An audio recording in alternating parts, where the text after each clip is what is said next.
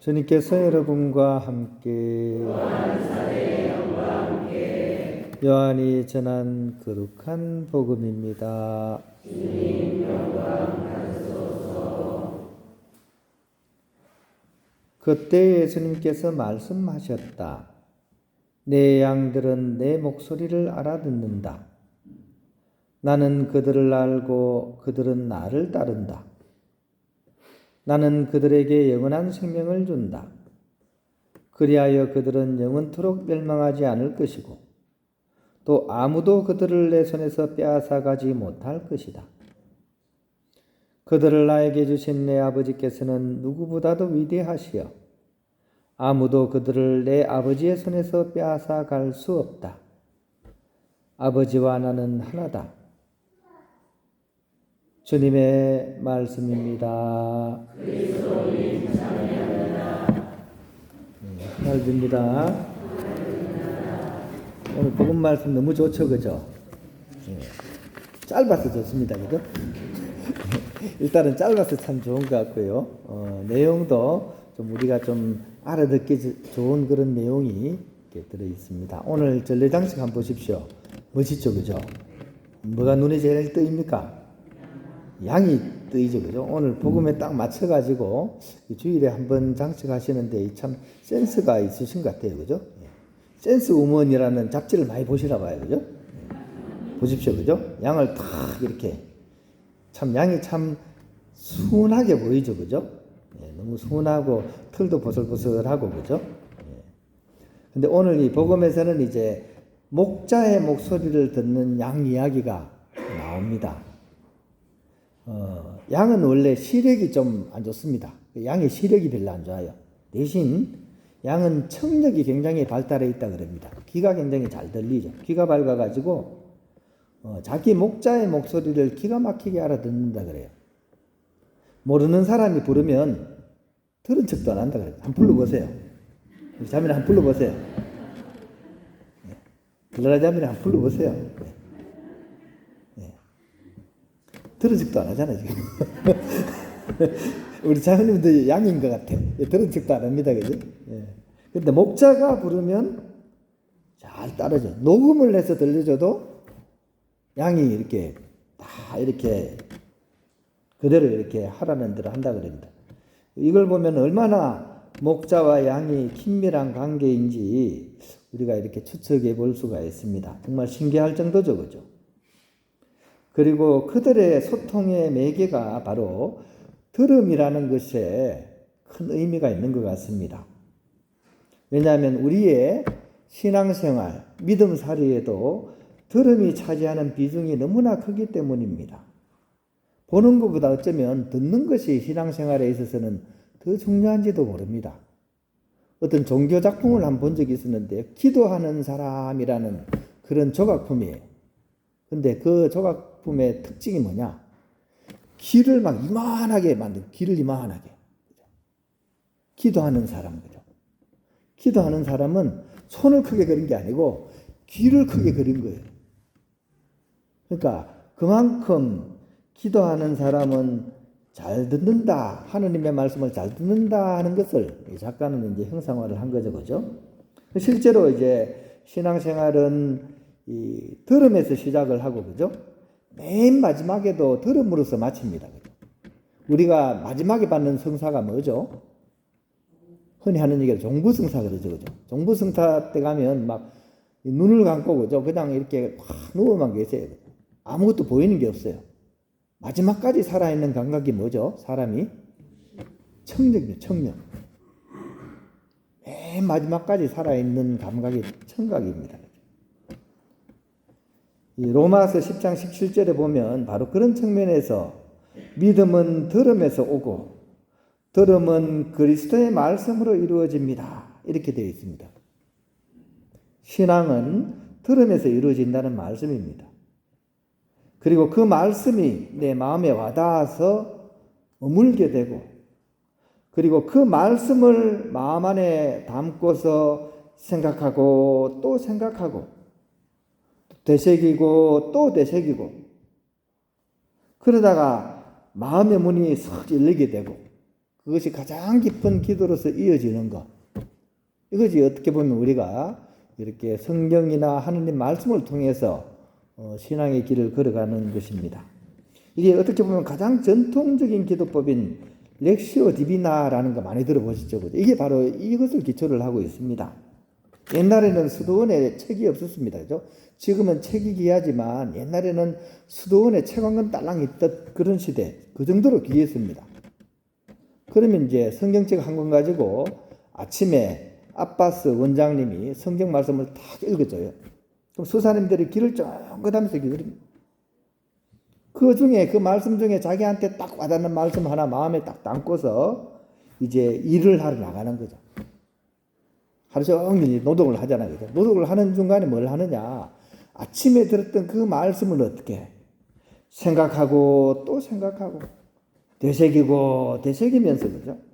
그러면서 가장 깊은 단계, 높은 수준의 영성을 익혀갔던 것입니다. 이게 렉시오 디비나인 거죠. 이것이 말씀 묵상만이 아니라 내 일상의 예정 안에서도 이런 것들이 이루어진다면 우리 삶은 참으로 많은 그런 변화와 성장을 이뤄가게 될 것입니다. 우리가 이렇게 하루를 살아가면서 듣는 온갖 모든 소리 가운데서 목자의 목소리, 즉 목자이신 하느님의 말씀에 귀를 기울이는 그런 우리가 될 수 있어야 됩니다. 그런 점에서 이번에 새롭게 선출되신 레오 14교황님, 이분은 이제 하느님의 소리, 하느님 백성의 소리에 더욱 귀를 기울이겠다는 그런 의미로서 레오 14세라는 그런 교황 이름을 택하시지 않았을까라고 저는 생각을 해보게 됩니다. 원래 이제 14세란 얘기는 뭐냐 하면 그 전에 13세 레오 교황님의 뜻을 이어가겠다 이런 뜻이 이 14세 이름에 있는 거죠. 그럼 우리가 이분이 어떤 사목을 이렇게 해나갈 것인지는 레오 13세의 그런 업적을 보면 우리가 알 수 있는 거죠.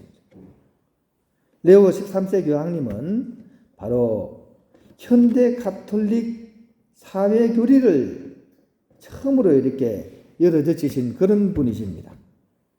레눔 노바룸이라고 해서 새로운 변화, 혁명적인 변화 이런 뜻의 회칙을 만드셨는데 그 당시가 이제 자본주의 사회와 또 사회주의 사회가 막 충돌하는 가운데 이 교회가 사회적인 책임을 져야 된다는 생각을 갖고 특히 그 당시에 노동자들의 권리를 옹호하는 그런 회칙을 내신 것입니다. 즉, 그 자본주의와 사회주의 하에서 그죠? 어렵고 힘들게 살아가는 그런 노동자들의 그런 존엄과 또 공동성과 정의로운 분배를 할 수 있도록 이 회칙을 내신 거죠. 즉, 세상을 건설하면서 살아가는 가난하고 정직한 노동자의 소리를 기어겨 듣겠다는 의미를 이 회칙에 담으셨던 것입니다. 바로 이 정신을 새 교황님이 이어가실 수 있도록 우리가 함께 기도해 드려야 하겠습니다. 두 번째로 레오 13세 교황님은 제속 사명원이셨습니다. 우리 본당에도 우리 프란치스코 형제가 있죠. 그죠? 제속 사명원. 그죠? 이 교황님도 제속 사명원이셨습니다. 즉, 세상 안에서의 그런 생활을 살아가려는 그런 사명원의 정신으로서 교회와 세상을 정화시키고 성화하려는 그런 노력을 정말 기울이신 분입니다. 이 사명원을 통해서 교회를 성화시키고 이 힘으로써 세상을 향해서 나아가고자 했던 분입니다. 다른 말로는 평신도 성인의 길을 모두가 함께 걸어가기를 촉구하신 분이라고 할 수 있습니다. 이 뜻을 새 교황님이 이어감으로써 세상을 향해 문을 열고 대화를 나누면서 세상 안에서 복음을 일구 가시기를 또한 우리 또한 바로 그 여정의 길에 서 있기를 우리가 기도드리면 좋겠습니다. 세 번째는 이제 이 교황님은 가난한 이들 편에 서신 교황님이십니다. 산업혁명이 일어나게 되고 그러다 보니까 부익부 빈익빈이죠. 그죠? 있는 사람은 더 벌고 없는 사람은 더 가난한 그런 사회 현실 속에서 사회 불평등의 그런 극심한 상황에서 착취당하고 소외되던 이들과 함께 하려고 노력을 하셨고 특히 구조적인 변화를 만들어갈 수 있도록 노력하신 분이 바로 이 교황님이십니다. 이 薛 교황님과 함께 우리 또한 이 신앙생활이 개인의 그런 신심을 넘어서서 이 사회 구조와 문화를 변화시키는 그런 주체가 될 수 있기를 우리 함께 기도드리면 좋겠습니다. 그러기 위해서는 오늘 우리는 하느님 백성으로서 목자이신 주님의 목소리에 귀를 기울일 수 있어야 되겠습니다. 더불어서 세상의 소리에 또 하느님 백성의 소리에 귀 기울이는 그런 우리가 될 수 있었으면 좋겠습니다. 그런 측면에서 짧지만 오늘 복음 말씀은 우리에게 굉장히 중요한 내용을 알려주고 있는 것 같습니다. 목자의 소리에 귀를 기울이는 그런 우리가 되었으면 좋겠습니다. 새로 이제 선출되신 교황님께서 첫 마디로 예수님께서 부활하신 예수님이 제자들에게 하신 말씀과 똑같은 말씀하셨습니다. 평화가 여러분 모두와 함께라는 인사 말씀하셨습니다. 이 교황님이 또 미국인이시죠, 그죠? 근데 지금 이 순간에 세계에 지금 큰 전쟁이 세계가 지금 벌어지고 있습니다. 러시아하고 우크라이나가 전쟁을 하고 있고 이스라엘과 또 아랍계에서 전쟁이 일어나고 있고 인도와 파키스탄이 전쟁을 하고 있습니다. 그죠? 핵전쟁까지 올라갈 위험도 있습니다. 그죠? 다 미국이 관여되어 있습니다. 미국인 교황님이 바로 이런 메시지를 던지신 것도 나름대로 큰 의미가 있지 않는가 싶습니다. 이 전쟁으로서 지금 굉장히 혼란 속에 빠져들고 있는 이 세상에 진정한 평화, 하느님께서 주시는 평화의 그런 사도가 될 수 있도록 우리 다 함께 레오 14세 교황님을 위해서 기도드릴 수 있어야겠습니다.